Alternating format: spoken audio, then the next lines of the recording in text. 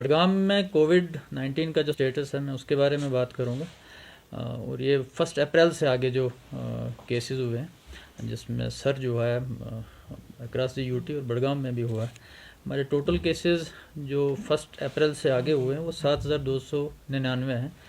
उसमें से 3,044 जो पेशेंट है वो रिकवर हो चुके हैं और इस वक्त एक्टिव केस हमारे 4,135 हैं।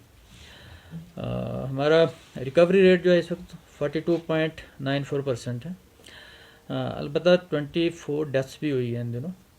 मुझे जो फैटिलिटी रेट है 0.32% है। मोस्टली डेथ्स जो हैं वो कोमार्बिड ओल्ड एज पेशेंट जो उनकी हुई है, या कुछ लोग जो जिन्होंने लेट रिपोर्ट किया हॉस्पिटल में, अपने सिम्टम्स को छुपाया अगर कहीं तो उन्हें पता नहीं चला तो उस वजह से हुई। अलबत्ता लॉकडाउन के बाद वो ट्रेंड थोड़ा कम हुआ है। पॉजिटिविटी रेट जो है वो अप्रैल से 1 अप्रैल के बाद काफ़ी बड़ा था।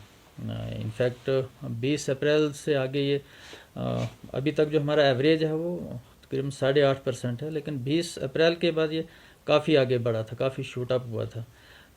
लेकिन उसके बाद काफ़ी कंटेनमेंट मेजर लिए गए और लॉकडाउन भी लगा हुआ, उसकी वजह से अब ये 16% जो है वो इसी पर स्टेबलाइज कर रहा है पिछले काफ़ी दिनों से। 16.50 17 भी गया था, लेकिन अब 16.15 आज की डेट में पिछले कुछ दिनों से। तो मुझे लग रहा है कि लॉकडाउन की वजह से वो लोग जो SOPs थोड़ी फॉलो कर रहे हैं और काफ़ी आपने लोग देखा होगा मोर देन 95% लोग मास्क पहन रहे हैं। गैदरिंग भी कम हुई और लॉकडाउन की वजह से। तो वो जो हमारा पॉजिटिविटी रेट अब स्टेबल हुआ है। अब मुझे उम्मीद है कि अगर लोग SOPs फॉलो करेंगे और लॉकडाउन भी जो अभी 17 तक चला है, उस अगले कुछ दिनों में ये और ट्रेंड जो है वो नीचे आ सकता है। लोगों से अपील यही होगी कि वो SOPs को फॉलो करते रहें, गैदरिंग में कम जाएँ, बिना ज़रूरत के भी बाहर ना आए, मास्क का सही इस्तेमाल करें। तो आई होप कि हम इस पर जल्द काबू पा लेंगे। जहाँ तक हमारी कंटेनमेंट की स्ट्रेटजीज़ हैं उसकी बात करेंगे तो एक ट्राइड एंड टेस्टेड फार्मूला तो यही है कि टेस्ट, ट्रैक एंड ट्रीट। उसके लिए हम मास सैम्पलिंग कर रहे हैं। हमारे पास 10 जो मेडिकल ब्लॉक्स हैं उनमें टेस्टिंग हो रही थी। इसके अलावा 10 हमने मोबाइल टीम्स भी बनाई हुई हैं, बल्कि उससे भी ज़्यादा कभी हम बना के तो जो कंटेनमेंट जोन है उनमें लोगों को भेजते हैं, वहीं पर टेस्ट करते हैं। अप्रैल के बाद हमने अभी तक 74,345 टेस्ट किए हैं, जिसमें RT-PCR रैपिड एंटीजन टेस्ट भी शामिल हैं।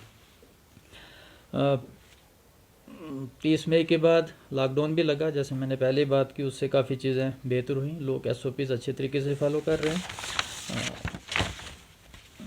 आपने ये भी देखा होगा कि अनाउंसमेंट की गई, इवन मास्क के पास गांव में भी की गई, लोगों को मोटिवेट किया गया कि मास्क में भी थोड़ा कम तादाद में जाएं, या बेहतर यही है कि अपने घरों में नमाज अदा करें।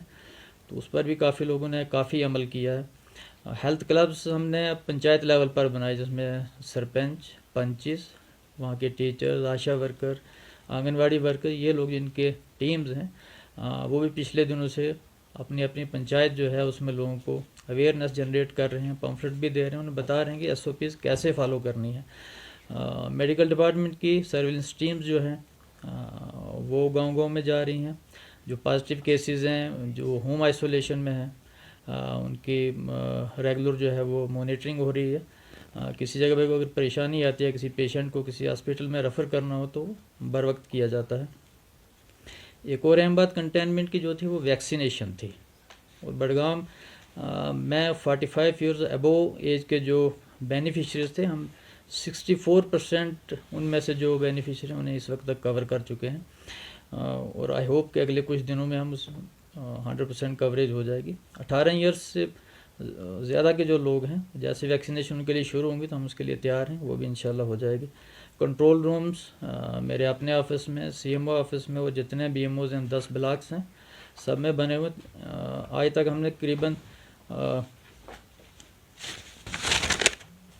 20,355 कॉल्स जो हैं वो इन कंट्रोल रूम से पेशेंट को गई हैं। हर पेशेंट को डेली 2 या 3 कॉल जाती हैं, उनकी हेल्थ के बारे में पूछा जाता है जो होम आइसोलेशन में है। टेली कंसल्टेशन का गवर्नमेंट ने एक ऑर्डर किया था, तो वो भी हमने नोटिफाई किया हुआ है डॉक्टर्स के नंबर कि लोग हॉस्पिटल में काम आएँ, अपने घरों में से बैठ के डिफरेंट जो उनके हेल्थ के इश्यूज़ हैं, कोविड रिलेटेड और नॉन कोविड भी, उस पर टेली कंसल्टेशन की भी जो सहूलियत है वो हमने फराहम की हुई है। जहाँ तक ट्रीटमेंट का ताल्लुक है, जैसे मैंने पहले कहा कि मेजॉरिटी केसेस जो हैं वो एसिम्टोमेटिक हैं, वो अपने घरों में आइसोलेट हुए हैं और वहाँ उनकी रिकवरी भी हो रही है।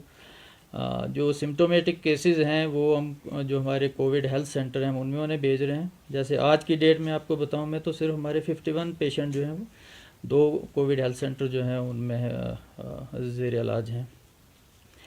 जहाँ तक हमारी बेड कैपेसिटी के एक बड़गाम में इशू लोग कहते रहते हैं यहाँ हॉस्पिटल की शायद डिस्ट्रिक्ट हॉस्पिटल उतनी अच्छी हालत में नहीं है, तो मैं उसमें बता चलूँ कि हमने अच्छी खासी कैपेसिटी क्रिएट की है और आगे उसे और भी आगमेंट कर रहे हैं।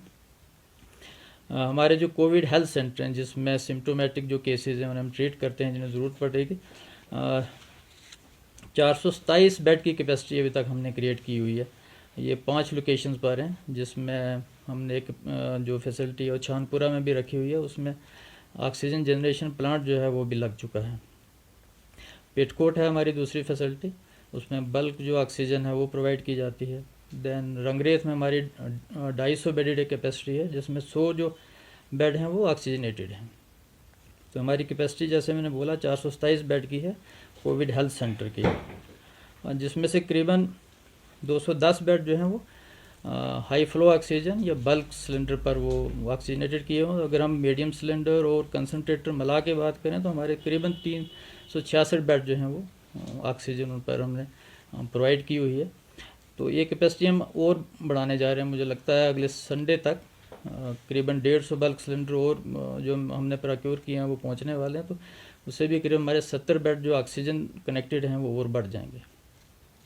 इसके अलावा जो कोविड वेलनेस सेंटर्स हैं जिसमें एसिम्टोमेटिक पेशेंट अगर किसी को घर में आइसोलेशन की फैसिलिटी नहीं है तो वो भी हमने क्रिएट किए हुए हैं। 265 बेड कैपेसिटी हमारे पास मौजूद है।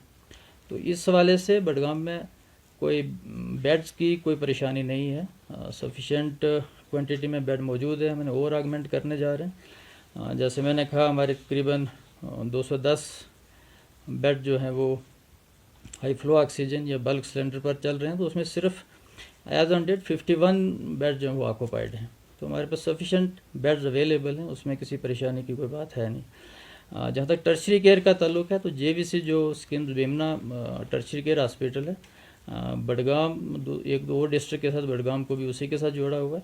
हमारे जो पेशेंट जिन्हें सीवियर सिम्टम्स हैं या बेहतर निगहदाश्त की ज़रूरत है हम उन्हें वहाँ पर रेफ़र करते हैं। अभी तक हमने अप्रैल से 25 पेशेंट जो है वहाँ पर रेफ़र किए हैं।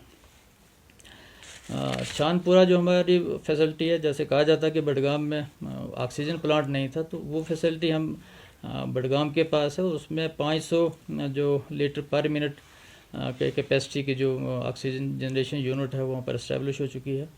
वो एक मैटरनिटी हॉस्पिटल भी है, जो कोविड प्रेग्नेंट लेडीज़ जो हैं उनकी डिलीवरीज़ वहाँ पर होती हैं। आज तक हमने 109 डिलीवरीज़ वहाँ पर करवाई हैं, जिसमें सिजेरियन सेक्शन भी और नॉर्मल डिलीवरीज़ भी शामिल हैं। और उसी में हमारे पेशेंट जो हाई फ्लो ऑक्सीजन पर भी इस वक्त उनकी ट्रीटमेंट हो रही है। मैं यही कहूँगा कि बडगाम कोविड से लड़ने के लिए डिस्ट्रिक्ट एडमिनिस्ट्रेशन पूरी तरह तैयार है।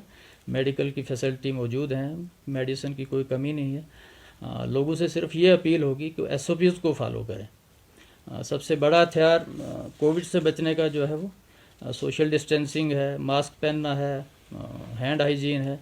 लोग इस पर अगर अमल करेंगे तो हम इससे ज़्यादा जल्दी कोविड को जो कंटेन करने में कामयाब होंगे। मेरा यही पैगाम है लोगों को। अलबत्ता एडमिनिस्ट्रेशन और मेडिकल डिपार्टमेंट मिल के पूरी तरह तैयार हैं इस वबा से लड़ने के लिए। Thank you.